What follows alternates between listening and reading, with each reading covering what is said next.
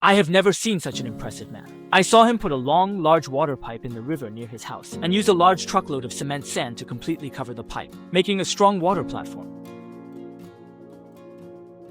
It is only at the end that you understand what it means to find a master among ordinary people. With this platform as the base for the project, after the man had mixed the cement sand and brought over the bricks, everything was ready for the real work to start. Then, the man started to dig trenches along both sides of the riverbank using the homemade bricks. You can see that the bricks are curved, forming a large arc when put together.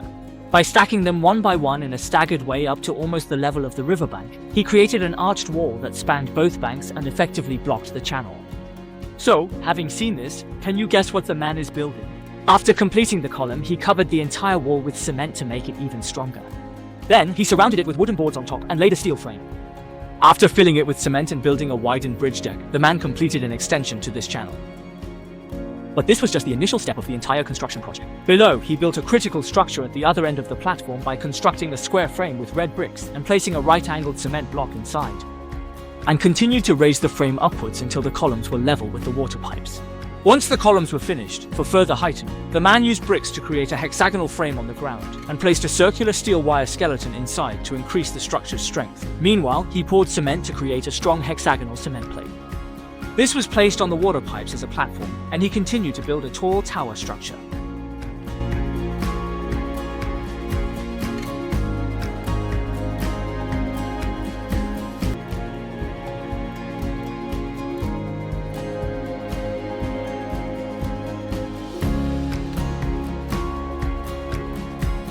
Under the skilled work of the man, the construction was finished. At this point, the construction project is close to the final, most critical structure, involving constructing an arched trench on both riverbanks. It is evident that the bottom of the trench is level with the tower's windows, and serves to place a cement plate between them as a connecting bridge deck, uniting both banks into a single structure. On the sides of the cement plate, the man built a path with bricks, while the inside of the trench was covered with scraped cement to solidify the structure and prevent collapse. After covering and smoothing the surface, the main structure of the project was completely formed.